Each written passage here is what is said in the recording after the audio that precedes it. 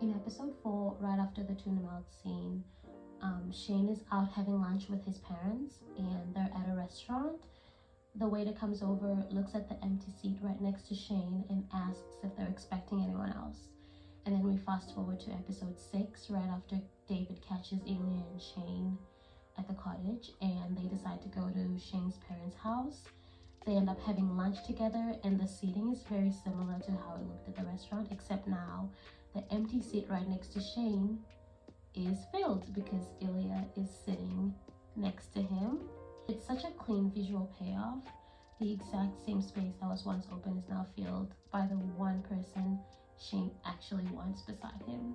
Ilya, when Shane tells his mom he doesn't want to go to England for the summer and doesn't want to make small talk with the princess of, I think it was Sweden, he's like really annoyed at the idea of wasting time on shallow conversations and forced social stuff. Then they fast forward to him at the cottage with Ilya being completely content, spending the summer doing the most normal, almost boring things like eating, talking, hanging around, but it's with Ilya, so the activities aren't any more exciting than going on vacation for 2 weeks, but the person he's doing them with makes all the difference. In Vegas, after the MVP awards, Ilya tells Shane he needs to sleep, so Shane leaves.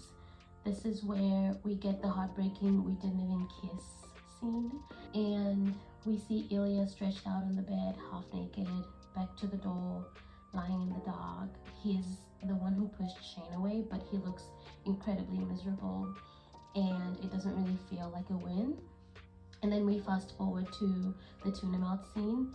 Shane is the one that walks out this time, and again we see Ilya stretched out half naked back to the door, and it's basically the same body position, but the emotional context is flipped. In Vegas, Ilya chooses distance.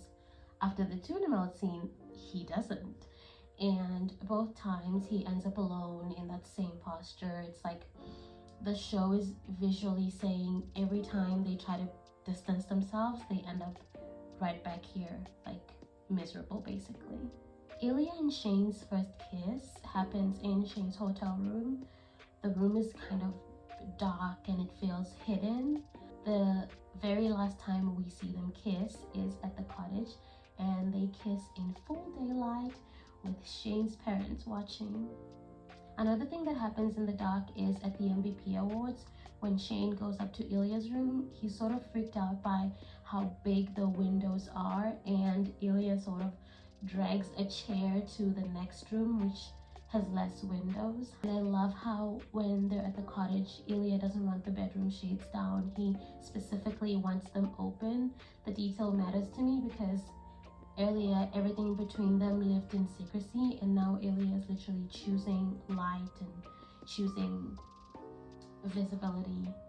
In episode 5, when they are at the All-Stars game, we get that sunset scene by the water where they're like sitting next to each other, and the only kind of physical contact they can get away with is Ilya brushing his thumb over Shane's. And then in episode 6, after they say "I love you," we get a sunset scene and they're kind of openly cuddling while watching it. To me, the sunset symbolizes something ending and sunrise symbolizes something beginning, and I love these two scenes. In episode 1, during the gym scene where they just finished their workout on the exercise bike, Ilya deliberately stretches out his feet and you can see Shane's foot kind of twitch a little bit, and he wants to do the same thing but is like scared of what it might look like. And then we fast forward to episode 6 at the cottage. They're on the couch in the same position facing each other, except this time their toes are touching, and I love that really small detail. It's kind of like the physical contact you don't even have to think about when you're with someone you're safe with.